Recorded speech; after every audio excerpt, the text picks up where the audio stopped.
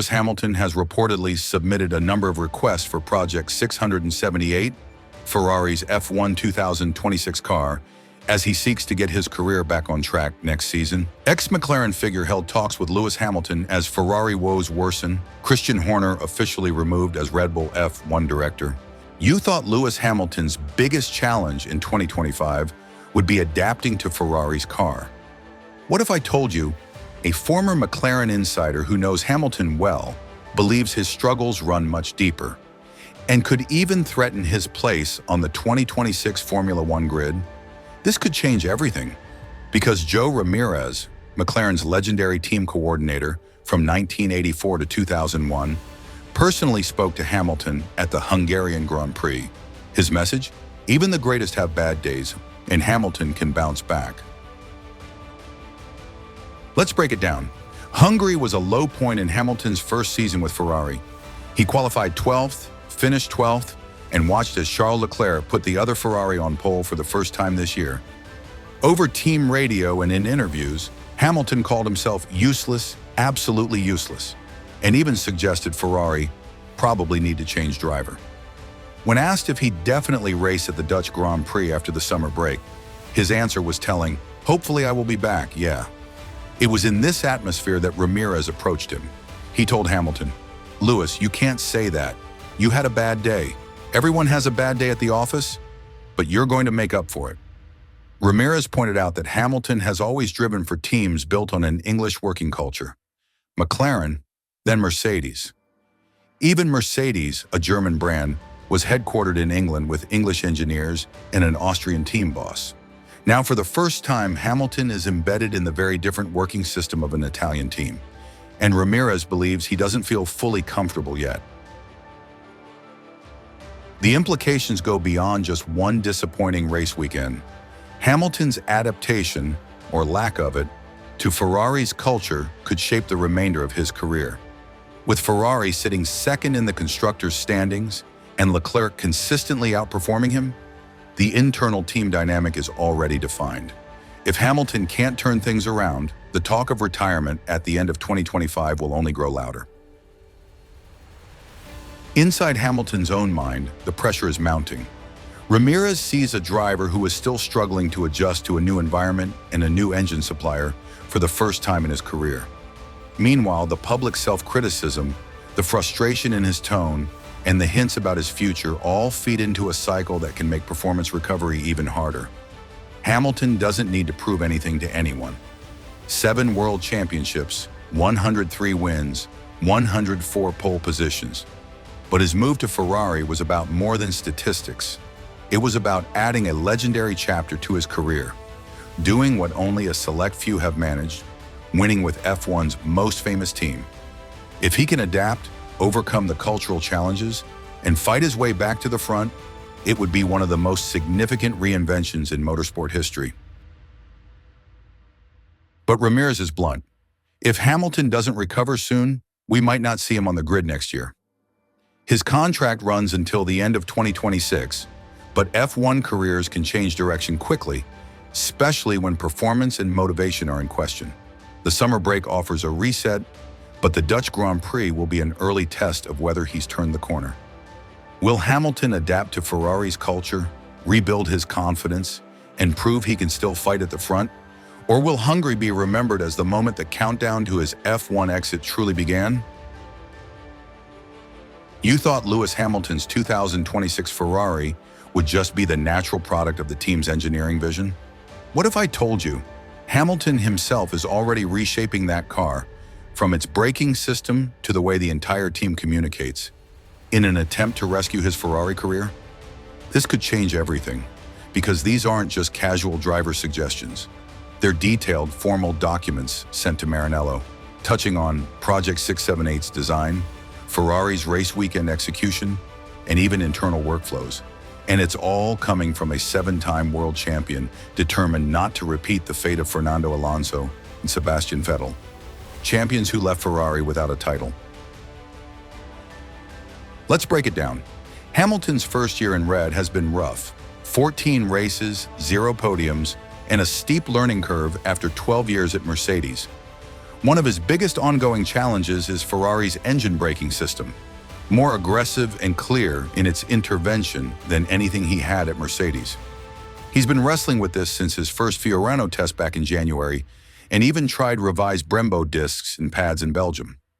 That test ended in a strange spin at the bus stop chicane during sprint qualifying, leaving him 18th on the grid. La Gazzetta dello Sport reports Hamilton has now requested detailed information on Ferrari's 2026 power unit to ensure this braking complication is designed out from the start. It doesn't end there. Ferrari's switch to pull rod front suspension in 2025 sharpened steering precision on entry, but added understeer in tight corners. Both Hamilton and Leclerc have complained about high-speed handling at Jeddah, Silverstone, and beyond. But Hamilton has fought it by running more front-end load. That solution, however, creates extreme steering sensitivity and leaves him with a car that's harder to manage over a race distance. He's also been experimenting with unusual mixes of bars, dampers, and wing settings, sometimes deviating significantly from Leclerc's more consistent setup approach. And here's the twist. Ferrari expected Hamilton and Leclerc, with supposedly similar driving styles, to align closely in feedback. That hasn't happened. The ripple effect is big. Project 678, Ferrari's 2026 Challenger, is already in advanced development. At the start of a new rules cycle, aerodynamic and chassis choices are critical, and driver alignment is normally key to focusing resources. But if Hamilton and Leclerc want different traits from the car, Ferrari risks splitting its development direction, something that could cost them dearly when the grid resets. Inside Maranello, there's a tension between giving Hamilton the tools he needs to adapt and maintaining a unified vision for the future car. Hamilton's willingness to go the extra mile means pushing for changes across technical and cultural areas. But every deviation in setup or philosophy has the potential to create internal debate. And with the clock ticking to 2026, that debate can't last too long. For Hamilton, this isn't just about improving a car. It's about making sure his Ferrari chapter ends with a chance to fight for a title. He's publicly said he refuses to be remembered as another great driver who came to Maranello and left empty-handed. If Project 678 delivers and he's competitive in 2026, it will be proof that his influence shaped not just a car, but the team's entire operating mindset. But there's risk here. Ferrari's simulator limitations have already forced Hamilton to test many of his solutions on track, costing valuable race weekends. And the more he diverges from Leclerc's path, the harder it may be to create a car that satisfies both drivers.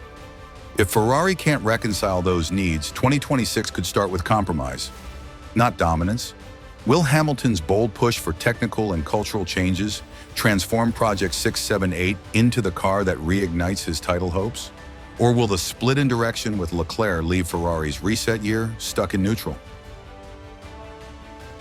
You thought the Christian Horner saga was already over when he was sacked as Red Bull team principal in July. What if I told you the story has just taken another decisive turn? Horner has now been officially removed from every directorial position inside Red Bull's UK operations. This could change everything, because on paper, Horner was still tied to the heart of Red Bull Racing's structure even after losing his day-to-day role.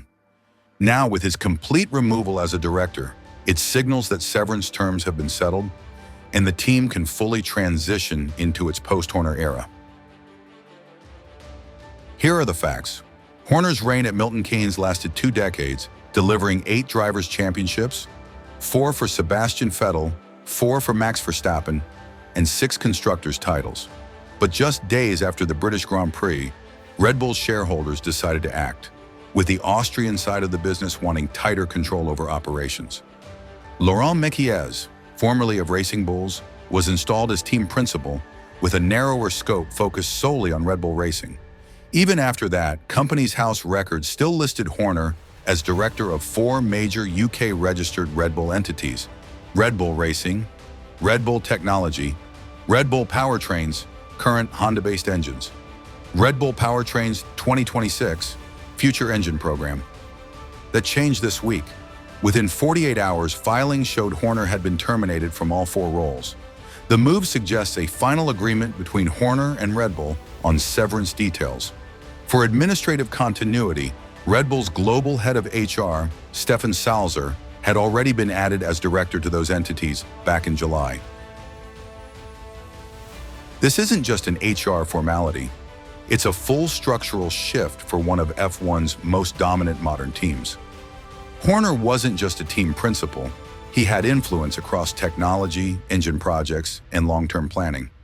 His exit leaves a vacuum in Red Bull's corporate network, potentially changing how decisions are made on both the racing and technical fronts. In a season where McLaren is leading the Constructors' Championship and Ferrari is trying to catch up, any internal adjustment at Red Bull can shift the competitive balance. And make no mistake, this was not a clean, drama-free transition.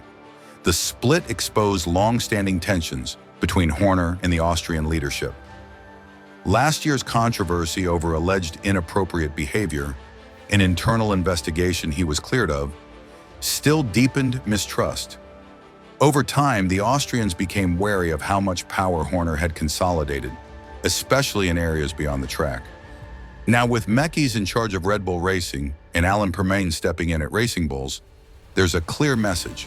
Central control is back in Austrian hands. For all the politics, Horner leaves behind one of the most successful managerial careers in F1 history. From building Red Bull into a 4-time consecutive Constructors champion with Vettel, to orchestrating Verstappen's current reign, his 20-year tenure defined an era. But legacies in Formula One aren't just about trophies, they're about influence. And Horner's influence was so wide-reaching that removing him entirely marks a true end of an era. The question is, how much of Red Bull's success was down to Horner's leadership style and ability to manage internal politics? Can Mekis maintain that same competitive edge while operating under tighter corporate oversight? And in a high-stakes 2025 and 2026 development race, will Red Bull's structural change slow their momentum or sharpen their focus? Will Horner's absence mark the start of a decline for Red Bull, giving rivals like Ferrari and McLaren the opening they need? Or will the new leadership prove that the empire is bigger than one man? Comment below. Do you think Red Bull will be weaker without Horner's leadership? Or will this change make them even more dangerous in the fight against Hamilton's Ferrari and McLaren's resurgence?